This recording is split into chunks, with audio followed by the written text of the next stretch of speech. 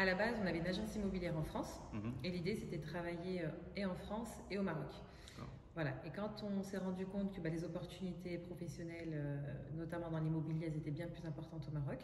Mhm. Et puis moi, bon, ça fait une idée, c'est une idée déjà depuis des années. Donc, venir au Maroc, c'est quelque chose de réfléchi, à l'inverse de Kader. Et puis on a tenté l'aventure. C'est vrai on s'est rendu compte qu'effectivement, professionnellement, c'était plus important pour nous au Maroc. Moi, j'ai travaillé dans le milieu social, dans une mairie, dans la ville d'Échirolles, à côté de Grenoble, dans la banlieue grenobloise. Et en gros, j'ai travaillé pendant de nombreuses années, une quinzaine d'années. Ensuite, j'ai accompagné Amel du coup sur l'ouverture de l'agence immobilière. Donc pendant 2 ans, elle y travaillait et moi je l'accompagnais dessus. Mhm. Et du coup, de là, on a mûri le projet de venir s'installer au Maroc. Et puis à partir de ce moment-là, bim, nous voilà au Maroc. La charge de travail, je pense. Honnêtement, nous, le deal quand on est arrivé au Maroc, c'était de se dire tranquillement, on va profiter du Maroc, on va passer du bon temps, etc. Et en fait, on pose les enfants à 8h30 à l'école et on passe des journées de 8h30, des fois jusqu'à 21h non-stop. Donc, je ne m'attendais pas à ça, mais ouais, je pense que c'est ce qui m'a le plus surpris. Voilà, donc la charge de travail. Et si on peut rajouter également dans la mentalité professionnelle, c'est-à-dire que nous, on avait l'habitude de venir au Maroc, d'être confrontés avec les Marocains, donc on s'est dit on va arriver, ça va être facile. Finalement, il faut bien 1 an et demi avant de comprendre le système qui est différent. Je parle vraiment professionnellement, où on n'a pas la même méthodologie, la même façon de travailler.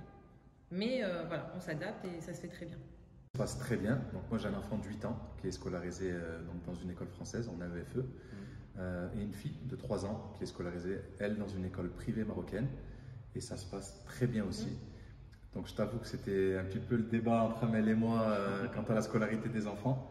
On n'était pas trop d'accord. Moi j'étais plutôt parti pour que mon fils soit scolarisé dans une école privée marocaine par rapport à la langue.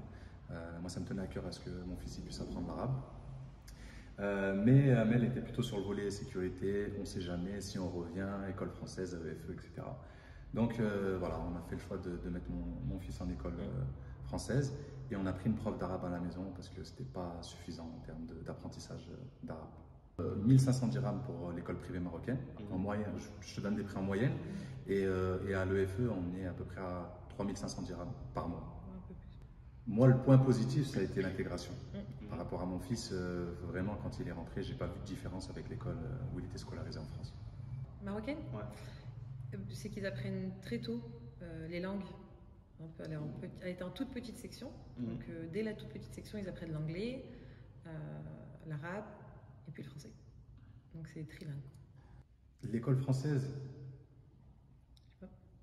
franchement, diminuer les tarifs. Ouais, ça c'est sûr. Moi, je pense que c'est.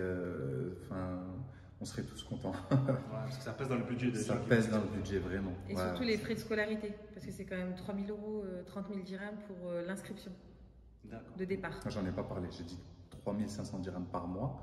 Mais par contre, à chaque inscription au premier enfant, tu payes 30 000 dirhams, 3 000 €, une fois pour l'année, par enfant. Pas pour l'année, à vie. À vie. Donc le conseil que vous donnerez à une famille qui vient s'installer, c'est bien de budgétiser. C'est de budgétiser et après c'est vraiment au cas par cas. Moi je le vis à Mohamedia, honnêtement je me sens très bien. C'est souvent on dit fais attention, tes bijoux, rentre ton sac. Là honnêtement je sors, je rentre rien du tout, mon sac il est là, mes bijoux je les laisse sur moi et alhamdoulilah jusqu'ici mais il m'est encore rien arrivé. Et c'est très rare, en tout cas j'ai jamais encore entendu quelqu'un dans les parages s'être fait agresser parce que c'est une femme ou autre. Et au contraire je trouve que les femmes, elles ne se laissent pas faire. C'est-à-dire qu'elles s'imposent. Et puis des fois, tu les entends justement, elles, embrouiller le SS parce qu'il n'a pas respecté. Mais non. Nous, en tant qu'Émireux, on a vécu avec beaucoup d'a priori par rapport au Maroc, par rapport à la sécurité au Maroc. Et moi, je trouve que, voilà, on va dire, depuis que je suis installé au Maroc, depuis, on va dire, 1 an et demi, je trouve que le Maroc a bien évolué. Et aujourd'hui, on est sur des villes comme Mohamedia, par exemple, qui sont très safe. Tu as la police de partout, tu sens que les gens sont en sécurité, sont bienveillants. Sont bienveillants et du coup, moi je trouve que c'est des villes très safe. Un gros coup de cœur pour Mohamedia. En gros, si tu veux, moi je suis plutôt vie de famille, donc en couple avec 2 enfants. Casablanca, c'est une ville qui est très animée. Du coup, pour y vivre au quotidien, c'est un petit peu compliqué. Par contre, à l'inverse, tu peux y trouver restaurant, tu vois, loisirs, offre de loisirs qui est très étoffée. Donc en gros, le fait de pouvoir vivre à 20 km de Casablanca, de pouvoir y aller uniquement pour profiter de loisirs ou de restaurants, c'est très intéressant pour nous. Donc voilà, Mohammedia, c'est une ville plutôt calme, plutôt pépère, au bord de la plage. Donc ça, c'est cool. Après, l'avantage aussi, c'est que tu peux y aller aussi en train, par exemple, tu vois. Tu vas avoir 20-30 minutes de trajet pour un ticket de train à 8 dirhams. Donc tu peux avoir un boulot à Casa et vivre. Oui, tout à fait. Aujourd'hui, il y a plein de gens qui bossent sur Casa et qui habitent à En Mohammedia. grande majorité, les gens font ça. Ils travaillent sur Casablanca et à l'inverse, on est aussi à 40 minutes à peu près de Rabat. Tu vois, donc pour moi, c'est le compromis idéal entre les deux. Et ce qui est bien aussi, la proximité avec Casa, c'est que quand on a justement envie de sortir de cette routine familiale, on n'est pas très loin pour un resto en soirée à Casablanca ou une sortie entre amis. Et franchement, c'est top. Je te donne un exemple concret. Donc nous, on a une résidence qui est située derrière Assoir Salem. Enfin, il y a plusieurs résidences, Bougainvilliers, Tulipes, etc. Et du coup, c'est pas populaire. Franchement, c'est très bien. Tu as même des résidences avec piscine. Et du coup, tu n'es pas très loin du centre, du parc. Et donc là, les loyers, en moyenne, tu es entre 3 000 et 4 000 dirhams par mois.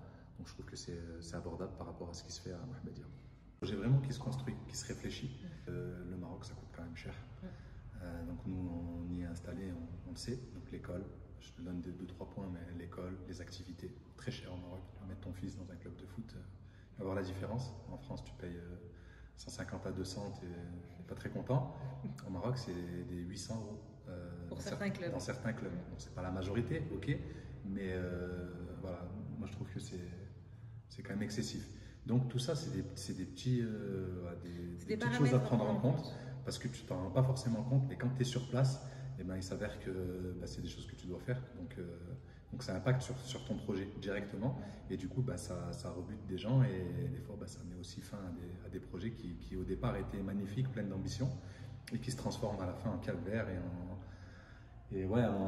envie de retour, de retourner au pays.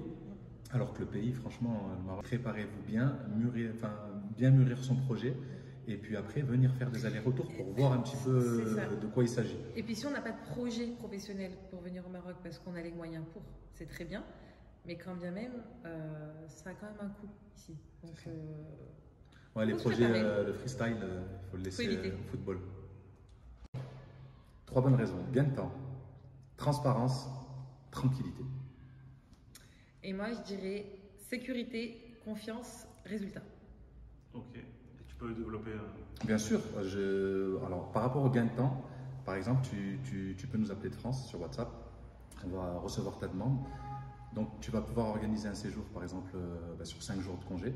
Et on va essayer de te faire un maximum de visites sur ce temps donné et pouvoir cibler au mieux ta demande et t'accompagner, en gros, jusqu'à la vente. Et moi, pour peut-être sécurité, c'est-à-dire que si on vous présente un bien, que ce soit d'un promoteur ou d'un particulier, on aura bien vérifié que le bien soit titré, que tout soit en bonne et due forme, qu'il n'y ait pas de surprise. Et le résultat, si on a quelque chose de concret, tant mieux, on ira jusqu'au bout. Si ce n'est pas le cas, on vous garde dans notre base de données et puis Inch'Allah, au moment venu, ce sera fait. Mais on ne vend pas du rêve. Pas de fausses promesses. Moi, je vais commencer par le climat. Franchement, incroyable. Soleil, peut-être 300 jours de soleil dans l'année, mis à part décembre, janvier, où tu mets un petit veston, sinon tu es en t-shirt toute l'année. C'est toujours parce que tu vas faire à manger, ça reste encore ouvert. En fait, tu as le temps, tu vois. Tu vas faire un glovo, il va t'apporter tes courses. Alors qu'en France, tu étais tout le temps stressé de dire j'ai pas le temps, il faut que je termine, ça va fermer à 20h. Tout reste ouvert. Après, le service à la maison aussi, tu peux te permettre certaines choses qu'en France, moi personnellement, je ne pouvais pas. Donc ça t'aide. Tout en fait. Tout. Donc climat, service et un dernier. Et je terminerai par l'ambiance. Il y a une ambiance au Maroc, elle est incroyable aussi. Tu vois, les gens bougent. Tu vois, en France, c'est plutôt, on va dire, boulot, métro, dodo. C'est un peu connu. Au Maroc, ça n'existe pas. Tu travailles, tu finis le boulot, les gens sont au café, les mamans, elles vont faire le marché 21h, elles vont acheter des courses, tu vois. Tu as toujours du monde, tu as toujours cet état d'esprit de vacances. D'effervescence, et moi, qui me plaît énormément. Les choses qui nous agacent, moi, je vais sans hésiter te répondre: la conduite, catastrophique. Et mention spéciale pour Casablanca. Sur les paroles de oui, j'ai entendu que, alors qu'en fait, il ne se passe rien du tout. Et qu'on va parfois avoir des fausses informations, au lieu d'être positives, ben, elles vont être négatives. Après, je parle aussi sur le côté un peu pro, mais sinon, par ça, tout va bien. Ouais. Et moi, je termine aussi par, t'as dit 3, les chiens errants. Il faut, franchement, c'est un... Ouais, les chiens, c'est dur. Ouais, il faut faire quelque chose. En plus, Amel, elle a peur. Du coup, à chaque fois, elle m'appelle. Mais moi, je ne suis pas Superman. Du coup, quand tu as une meute de 10 chiens, c'est un peu compliqué. Ouais. Donc, voilà. On dépend de la marque Century 21, de la franchise Century 21, qu'elle rayonne quand même dans le monde entier. C'est quand même un gage de confiance. Et pour mettre les pieds dans le plat, sincèrement, il y a des agences que tu vas pouvoir trouver dans notre ville, dans plein de villes au Maroc, où le fonctionnement n'est pas tout à fait le même que le nôtre. Donc nous, on est dans un fonctionnement, on va dire, d'agence réelle.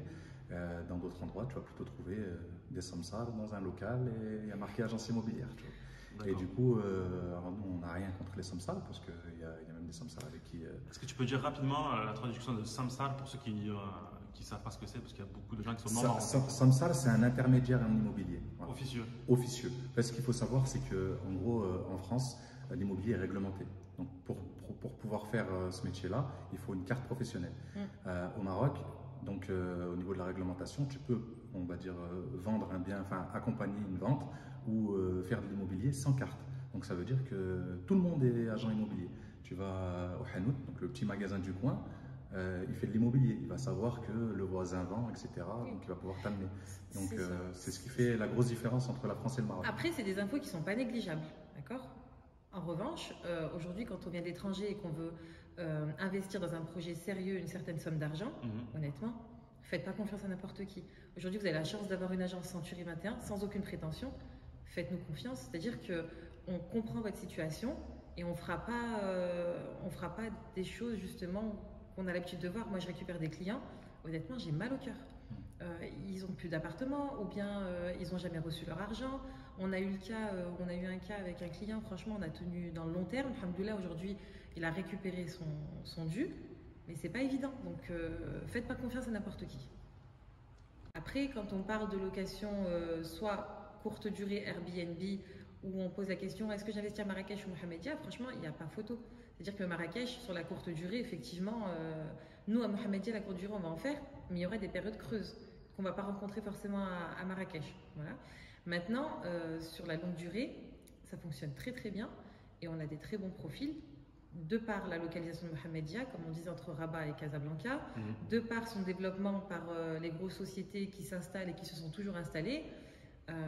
Par exemple, le dernier client en date qu'on a, c'est des directeurs d'agences internationaux. Donc, qui veulent sur du 3 ans minimum, ou c'est des familles qui s'installent parce que c'est des expatriés. Donc, vraiment, la longue durée, ça fonctionne très bien. Spontanément, je vais te répondre acheter. Maintenant, si tu viens t'installer au Maroc, moi, personnellement, je te conseillerais plutôt de louer pendant un certain temps pour déjà voir un petit peu l'environnement où tu t'installes et après passer à l'achat. Franchement, le Maroc est en pleine croissance. Ce serait cool de pouvoir investir, tu vois, sur un projet d'achat au Maroc. Après, moi, si je peux compléter, préparer son arrivée au Maroc, déjà, c'est super important. Dans le timing, je ne dirais pas de timing, mais quand on a des enfants, généralement, c'est peut-être de septembre à septembre. Et durant cette année-là, en profiter pour faire le tour, venir, faire des allers-retours pour justement voir où est-ce qu'on peut se situer. Et à ce moment-là, on peut acheter parce que aussi, ça a un coût, le loyer. Il faut faire attention. On ne se dit pas, je vais au Maroc, je vais payer un loyer à 3000 dirhams. C'est faux. On peut, mais ça ne va pas forcément correspondre à vos critères.